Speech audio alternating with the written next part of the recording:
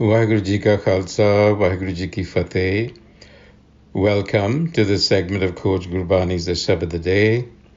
Our recitation from Gauri Sukhmani Mahalla Panjwa continues with the 11th Ashtapadi. The Salok first. Salok Karan Kaaran Prabh ek hai, dusar nahi koi. Nanak tis balharane, jal thal mahiyal soy. So the Salok sets the tone of the Ashtapadi, and what is being said here by Nanak is, I submit myself to that one, Nanak tis balharane, who alone is the cause of the universe. Karan Kaaran Prabh ek hai, dusar nahi koi. And this one, this unity, is present everywhere, in the waters, in the skies, and in the space in between. Jal thal mahiyal soy.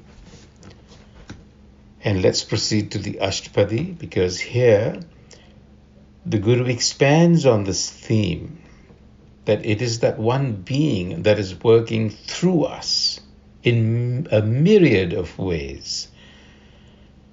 Ashtapadi Karan Karavan Karana Jog Jyotis Pave Soi Hog Kin mein thap yo thapan hara ant nahi kich para vara Hukme tar adhar rahave hukme upje hukm samave Hukme uch neech vyavhar hukme anik rang parkar Kari dekhe apni vadiyai, Nanak sab mein rahya samai.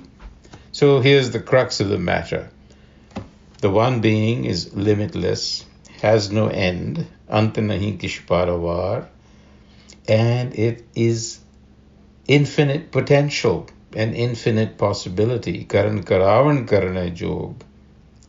It is both the cause and the effect. In other words, it wills existence into creation, into creating, and it works through all of us. So it is the cause and the effect. And it can will the universe into existence and dissolve it in a flash. Kin mein thap uthapan hara. In other words, it does as it pleases. Jyotis pave soi hog. And then now the Guru introduces us to the idea of hukam again, which of course we are familiar with if we have read through Gurbani so far through the preceding passages. Hukam is touched on. This is almost like an expansion of the second pauri of Japji, where the Guru starts with hukam. So the Guru says, hukam. What is hukam again is a good question to ask ourselves. So hukam is the agency. It is the law through which the one acts. You see, so there is that space between creation and the creator in its essential state, in its essence. So we don't deal with the essence, but we deal with naam, which is the intermediate state. Hukam is the agency that causes that to happen. It is through the agency of hukam that the one brings creation into existence.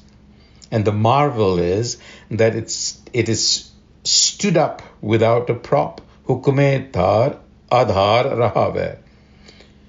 And through this agency, hukam, creation is held together as a unified whole. And through hukam, it is dissolved. Hukme upajay, hukam samave. Through hukam are ethics and morality established. Hukume uch neech vyavhar. And through hukam is the world of appearance and form made possible. Hukume hove akar. Here he says hukume anik rang prakar.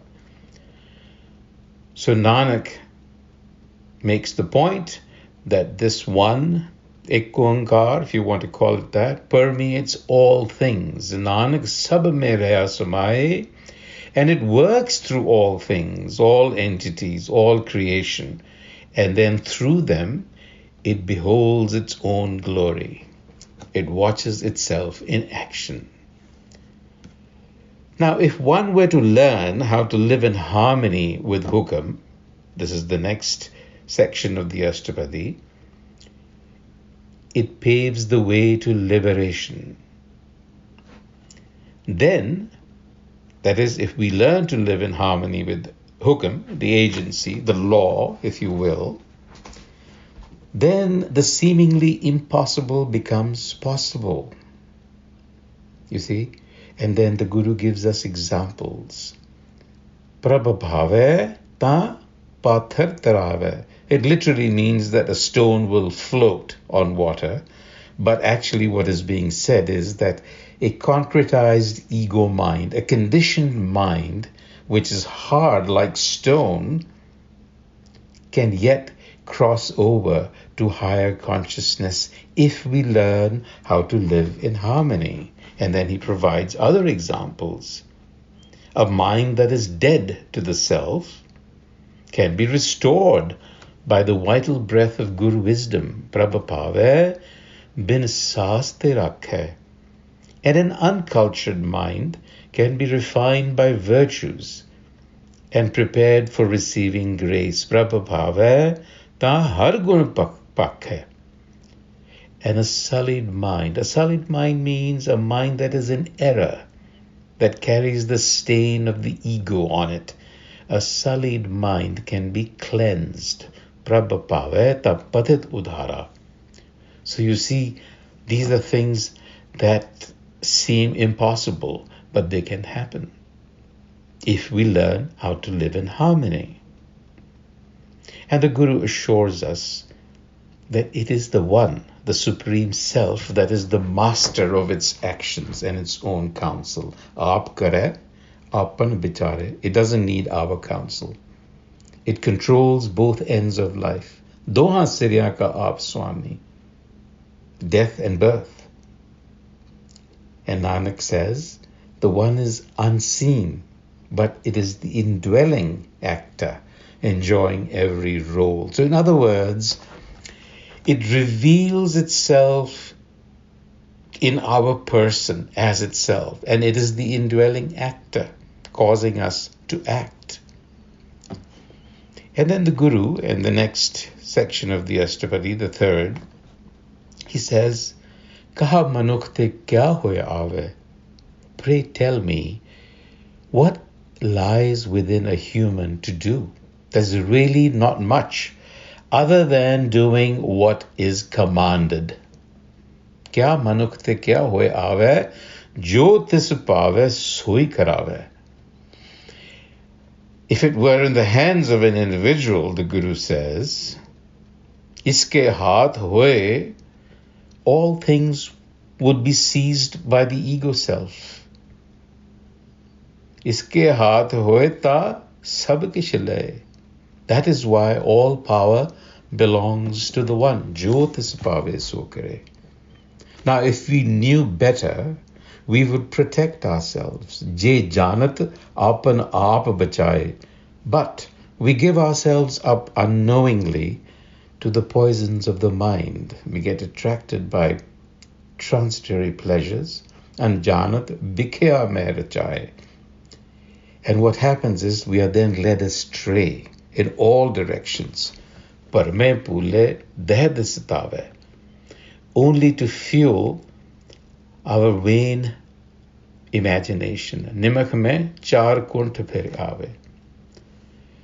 But ultimately the self is merciful and always bestows its love. Kari kirpa jis apne bhagat de, nanak de jan naam mile.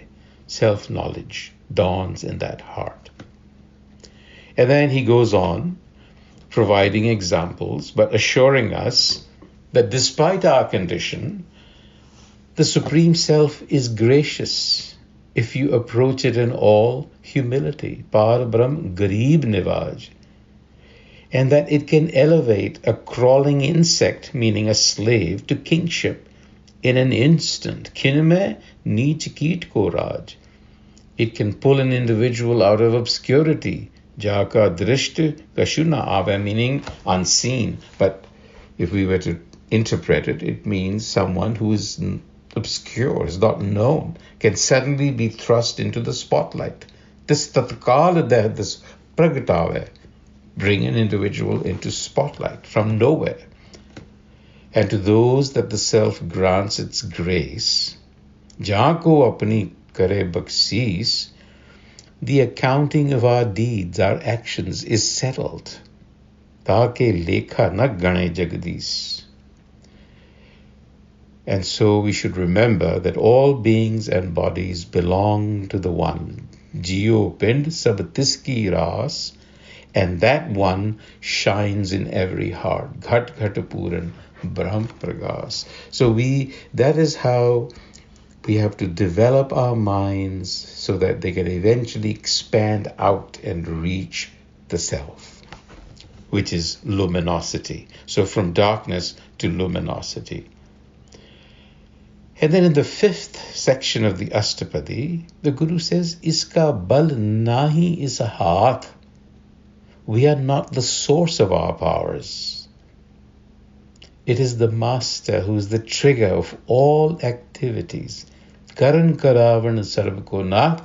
Now that should be an eye-opener for us to understand that we are simply mediums. We are obedient tools, the Guru says. Agyakari Bapura Jiyo. And what are we doing? We are meant to carry out cosmic intent. Jiyo tesupave soi funatiyo. So it behooves us to understand cosmic intent, which means it behooves us to attune to hukam. And then the Guru describes our condition. At times, he says, we are inspired by high ideals. At other times, our motives are very dubious. Kabhu uch neech mehabas hai. One moment we might be laughing. We are not stable. We are laughing one moment, and the next we are weeping. Kabhu sog har karang hasai. Engaged in high praise one minute, but in slander and pettiness the next. We all know this about our minds, right? We are flying high and sinking into the depths of depression without notice. Kabhu oob akas payal. But you see, the Guru reveals its mysteries. Kabhu pet brahm vichar nanak aap milavan har. And this example continues. Sometimes we are dancing with joy. At other times we're very active. And at times we remain asleep. We are sluggish. Soye rahe, din raat. And sometimes we are terrible with our anger. Bikral, mahabikral, krodh, mahabikral. And yet at other times we express a great deal of humility. You see, Raval, we become the dust of the feet. We show humility. Sometimes it is bad kingship that is on a throne. The rich have influence on others. There are beggars. So the Guru is really describing the world as it exists. And he continues with the same theme in the 7th section of the Ashtapadi, so I won't read through it all. But he talks about how we appear to be learned at times, so Pandit, exposing, giving an exposition on the scriptures, Kare Bhyan. And at times we become silent in meditation. Maunatari lave dhyan.